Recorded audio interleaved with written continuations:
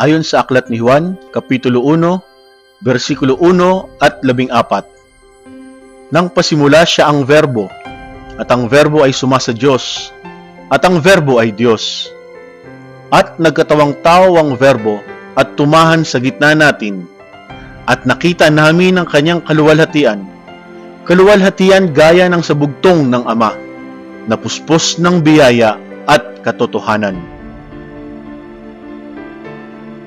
Ang siyang tinutukoy dito ay ang salita ng Diyos, ang ikalawang persona sa kabanal-banalang Trinidad, ang salitang kasama na ng Diyos noon pa mang una, bago pa nagkapanahon, ang salita na Diyos nga.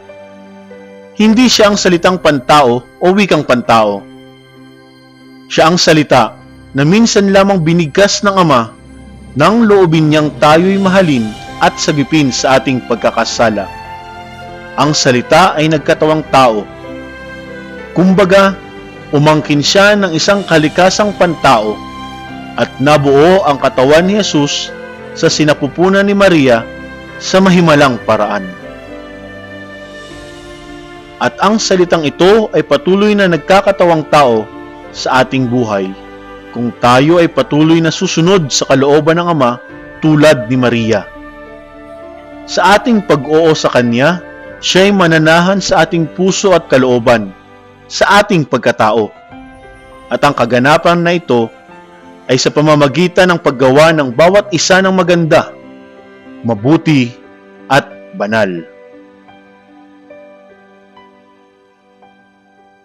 Kayo'y malilinis na sa pamamagitan ng salita na sa inyo'y aking sinalita.